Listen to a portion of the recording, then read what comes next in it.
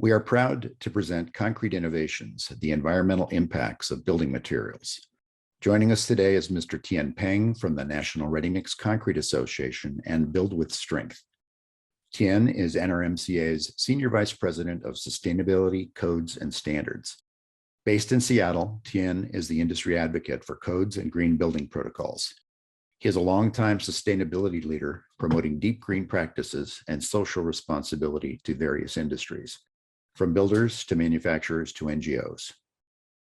He works to benchmark and decarbonize the industry by aligning governmental ambitions with corporate core values.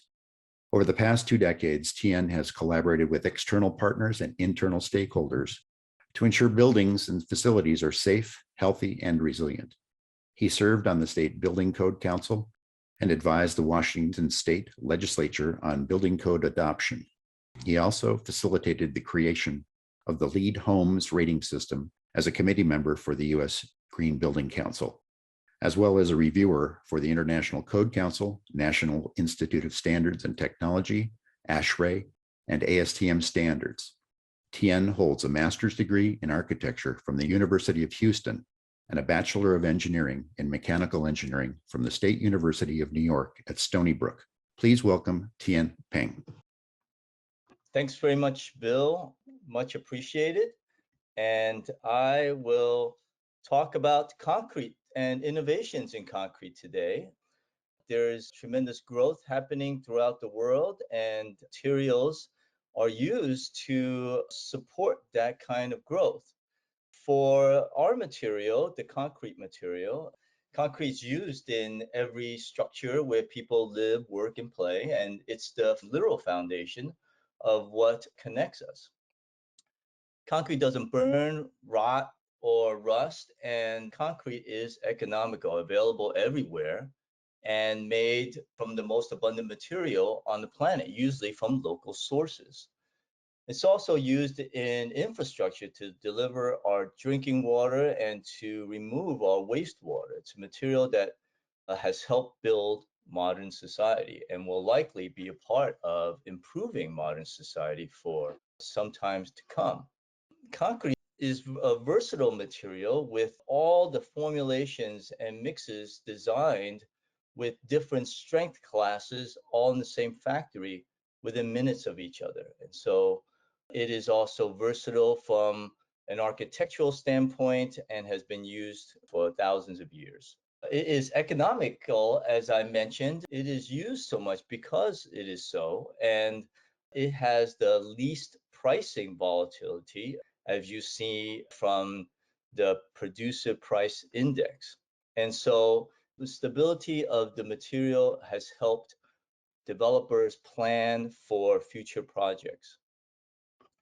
So I'm going to get into the green building, green material narrative that we have heard much about.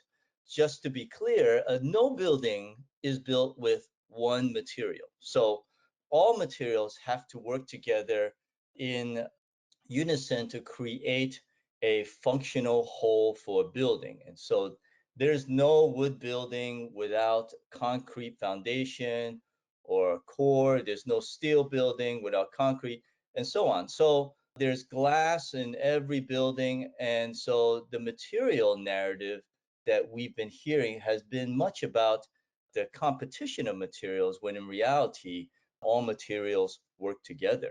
But we have heard that certain materials might be more green than others. And what does that mean? Well, steel, we've heard, has high recycled content, right? And what have we just learned about concrete that is locally sourced? You're not going to bring the aggregate from across the continent to some place to pour. And what we've heard very recently is the wood industry promoting the carbon sequestration of the material. And so let's look into some of this and look at how each material is emitting or creating impacts to our environment. For steel, we can see that much of the mining or raw iron ore mining materials has a land impact, but carbon impact significantly is from the manufacturing process. And there are two, one more efficient than the other manufacturing processes. And of course, transportation, not every place has a steel manufacturer use. And at the end of life, this is where steel shines. It is mostly recycled. Most of your steel that we use now has a high, very high recycled content, sometimes 100%. If we look at concrete, concrete is a material that's mined locally. Of course, there are constituents of the material. Most are local. Water and coarse and fine aggregates are found everywhere. Cement, there's a cement plant usually close by. If not, it can be barged and railed to a site, to a concrete manufacturer. And the manufacturing is where most of the concrete emissions happen from the use of energy intensive process to create clinker. And so the clinker also in its production emits carbon dioxide, and the mixing and transit and are small emissions because, as I said, it's local. The unique thing about concrete is that it is a mass structure, mass material, so the thermal mass of it can actually aid in the reduction in the use phase. And at the end of life, carbonation is something that concrete is already sequestering carbon at its life and can continue to do so at the end of life. Concrete can, of course, be used at the end of life back into recycled concrete aggregate or used for fill for roadbeds. Wood, the impact of woods has been discussed in the Pacific Northwest, of course, and in British Columbia, where we have a lot of wood. Essentially, the trees themselves are sequestering when they're alive and stop when they are logged. Manufacturing of the wood product from a tree means that some of the material goes up into the atmosphere as biomass or waste wood. You're not going to use the limbs, the leaves to create the 2x material. And sometimes you have to transport the wood product from a great distance, southern yellow pine from the south or Ontario, Canada, for its use here.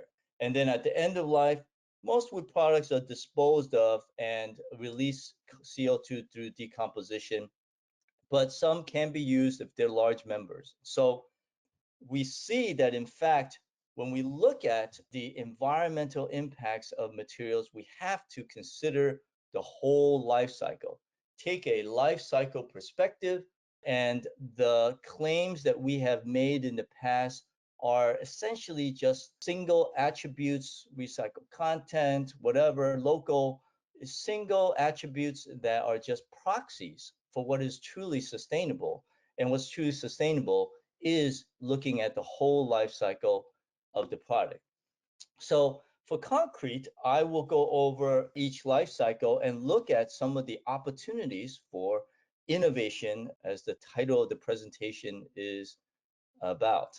So the upfront embodied carbon is essentially the extraction of raw materials and the production of that product. And so for concrete, it's for all materials, it's considered cradle to gate. And there is embodied carbon throughout the life of any product, including the end of life and maintenance, which is considered embodied carbon during the use phase. But much of the discussion is about upfront or initial carbon, which is from cradle to gate. And so many of you have seen this, lots of going on in this slide, but essentially, if you look at the left, if a building was built in 2020, by 2050, you'll see that the embodied carbon of the material itself to build that building is 50% of the overall carbon emissions of the building, because as each year go by, there's an operational use emissions of the using that building. And that building materials and construction essentially accounts for 11% of global emissions. So it's significant, and we are challenged to try to reduce that. We also are aware from the work of structural engineers that the superstructure and the substructure of a building is over 50% of the upfront embodied carbon. And so, as the design community, we are able to look at that and consider how we can reduce that carbon footprint. And as I say, carbon, what I mean, of course, is carbon dioxide in short speak that contributes to global warming potential. And so the carbon disclosure is already happening, has been happening well on its way with our green building rating systems and the certifications that are within the architects and engineering realm. There are a number of legislators and policymakers already proposing and have taken action on embodied carbon of our materials, sometimes specifically concrete. For instance, New York State just passed Senate Bill 542A that establishes guidelines for procurement of low carbon concrete. Other places, Maryland, Minnesota, Colorado, as well as here in Washington, we have seen that. And so the reason for the focus is on concrete is because it is essentially the most used building material in the world. It has a high impact from a global standpoint, where we hear concrete is the most widely used material and responsible for 7 to 8% of the global greenhouse gas emissions. And it is primarily from its cement content. But it's because we use so much of it, because the developing world uses so much of it in abundance, is why that number is so high. Essentially, concrete itself has a low embodied carbon by per pound, but the use of it drives up that from a global emission standpoint. And as I mentioned, cement is the leading contributor of the carbon emissions of the concrete as a material. So our ability to use less of the material or optimize its use is what we want to do. But let's be clear that we need to set the right expectations of what we as North Americans can do on a global scale to reduce that global 8%. If you look at cement production in the world, the red in this graph is China, and the next largest group is India in the green, and other countries, of course, make up the gray. The United States, for example, is the little purple area. And so the legislation or the policies we are using to reduce the carbon footprint is for that purple area. However, it doesn't stop us from taking a leadership position as North Americans typically do for everything, and we welcome as an industry that challenge. In 2014, we were one of the leaders in carbon disclosure by creating benchmarks industry-wide as well as product-specific EPDs, which are environmental product declarations, that tell us exactly what the environmental impact, including carbon dioxide, of each mix that comes through our plants. So we know what the carbon footprint is and we can measure it. So if you don't measure it, you're not going to be able to reduce it. And so we've taken a leadership position.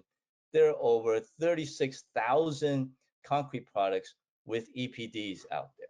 So the important steps for the legislators, the policymakers, as well as the design community is to set targets for the carbon footprint, to understand where they stand in business as usual and set a target so that the aggregate of the materials, whether it's wood, steel, or concrete, can sum up to meet the goal of the community or the project. And so by summing up all the different classes of concrete, for instance, you can drive down the carbon footprint without limiting the performance that you need to build a project. So some examples that we can do is to optimize the concrete volume or cement content. And by that, I mean, If you use, for instance, high performance concrete, you can span a greater distance and take out some intermediate columns that you don't need. If you have specifications that call for air entrained, which is for exposure to the elements, concrete, but you're using it on an interior, you're basically adding 10%, 5 to 10% of the carbon footprint into something that is air entrained that doesn't need to be because it's not exposed to the element.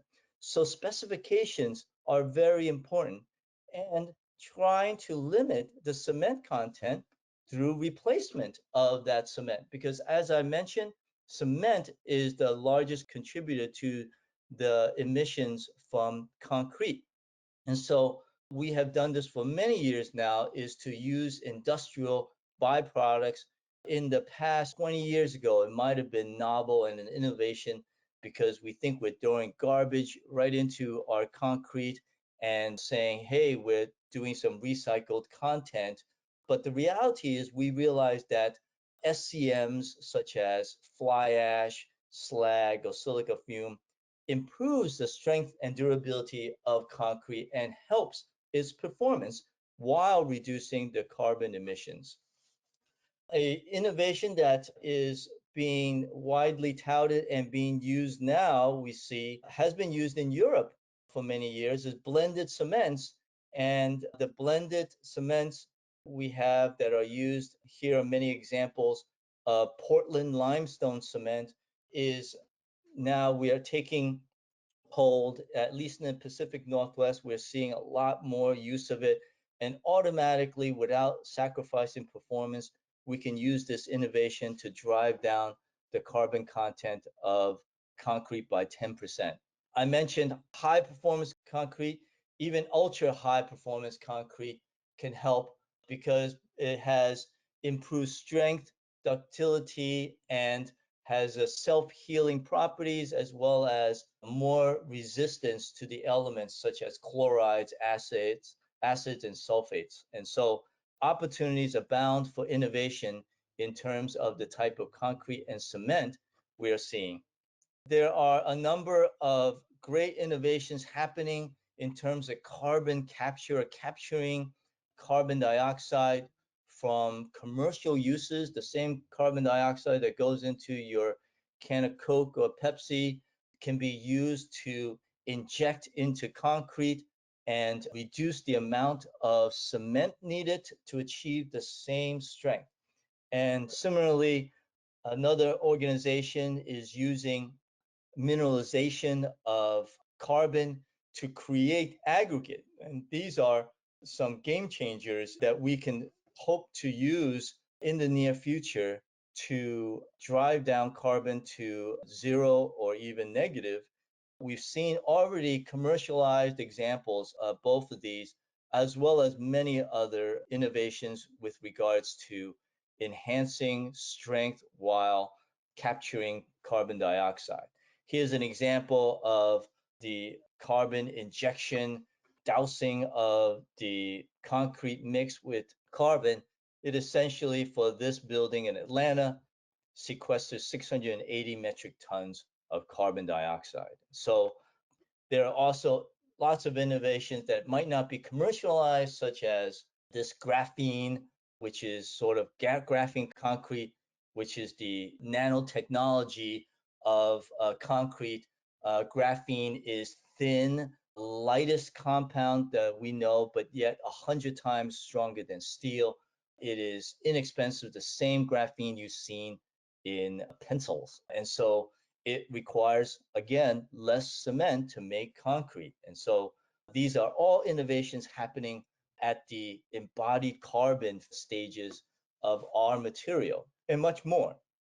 And so if we move on to the construction stage of a concrete building, concrete project, we see that concrete, we already know, is a unique product. Every mix is designed specially for its performance. And that performance includes strength, workability, pumpability, as well as the carbon footprint. And so we already know today that to drive down the carbon footprint of our projects. It's not technology. We already have the elements that I showed you previously. It's schedule. And so we know that we can on PT decks where the contractor has to pull the form out in 3 to 5 days. We really can't put a lot of SCMs in there. Remember, a supplementary cementitious material reduces the amount of cement used and replaces that cement. But when we have to pull the forms, we want higher early strength. But mat slabs, footings, shear walls, those are things where we can put a lot of SCMs in, helps with the performance of those mixes, and we don't care about high early strength. So in aggregate, we can drive down the carbon footprint of any project by understanding the schedule. Much of what we see in the buy clean bills, unfortunately, is a procurement bill where scheduling might not have been set early on at the bid stage. And what happens is EPDs, the environmental product declarations, have to be produced twice, once at the bid and maybe once when the project starts because the supply chain might have changed or the weather might have changed the mix and so on. So it's a hurdle we have to overcome. And so we can drive down, for instance, all the mixes of this project and given the different strength classes and reduce it and refine it and optimize our SCM mix. There are also fiber being introduced in concrete. It's not new, but it's getting more traction. Fibers are made of glass, steel, or plastics, and it helps with performance by combating plastic drying and shrinkage. And it eliminates steel reinforcement and saves time and labor on the project. And so, again, an innovation. Now, the product use is where most of the carbon dioxide emissions and other environmental impacts happen in any project. Remember this graph I showed you. In 30 years from 2020 to 2050, the embodied carbon is 50%, from 100% to 50% as the building operates. Well, what happens in a 60-year life? What we see is that buildings don't last just 30 years. They last much more. And we see that operational use phase is the driver of a lot of the carbon footprint of any building. And so the benefit of using concrete as a material with its thermal mass is that it helps reduce energy and the carbon of energy production on a building by thermal lag, the off-peak demand, by balancing it and reducing the equipment size needed for the project, saving money. Urban heat island, how much do you have to cool a building, for instance, in a hot environment because the outside temperature is hot? Well, the albedo, which is the lightness and color of concrete, helps reduce the heat around the building that is driving up the air conditioning use of the building. And so again, saving energy. The same albedo light color of concrete helps reduce lighting costs on horizontal applications of concrete. Again, in the use phase, we see that concrete has the opportunity to help reduce stormwater management costs and having to create infrastructure for moving of stormwater, diverting it to a treatment plant where pervious concrete here can help percolate into the ground water and acts as a retention pond. So innovations abound in the use phase, looking at, for instance, titanium dioxide cement. It breaks down harmful pollutants in the air as a catalytic photocatalysis effect. And this is one prime example we see in Italy. So at the end of life, we also see the opportunity to innovate with concrete. We already know that crushed concrete can be returned as aggregate in certain amounts. And with good research understanding the composition of that aggregate. But concrete itself already sequesters carbon.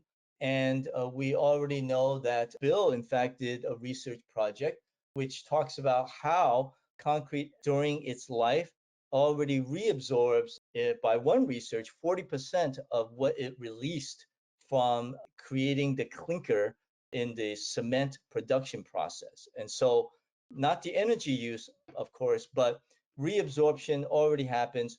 We try to avoid it as an industry, this sequestration, because it is a negative effect on the strength of concrete, but to design it in such a way that we understand it is a benefit for the future. Of course, we talk about resilience. The most sustainable building is one that you don't have to rebuild over and over again. This was a well-publicized project in Mexico Beach, Florida, after Hurricane Michael. And not only did this concrete building built with insulating concrete forms save itself, but also protected the neighbor behind it, as you see. We are now seeing more uses from a residential standpoint. Habitat for Humanity is rebuilding its San Diego, Malibu, Paradise projects, where it was whole communities were destroyed by wildfire. And what better, more resilient building than concrete that won't burn.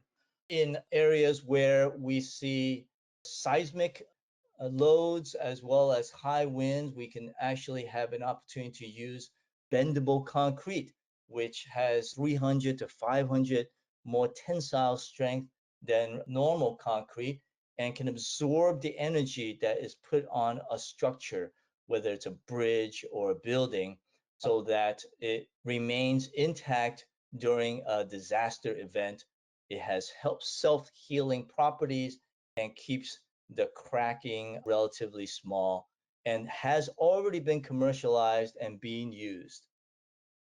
And so what we see in conclusion is that many of the innovations that we see applied to concrete happen throughout the life cycle, not just during the embodied initial production of the material, but throughout. And we have to look at all materials as they help our building to reduce its environmental impact, not just what you can see from the EPD, environmental product declarations, but more than that, even biodiversity we didn't get into, land use and land conversions we did not get to, but understanding the whole life cycle perspective helps with understanding true sustainability, not just single metrics. Great, Tien. Thank you very much. Excellent presentation. I would like to thank our partner, Penware, Senator Mike Cuff, and MLA Richard Gottfried, our speakers, and of course, all of you for attending today. This webinar was recorded and is available on the PNBRC website at buildingresiliencecoalition.org and the PNBRC YouTube channel. We encourage you to share this with your networks and join us again as we continue to explore the benefits of cement, concrete, and the concrete masonry's contribution to sustainability. Thank you for joining us. Good day.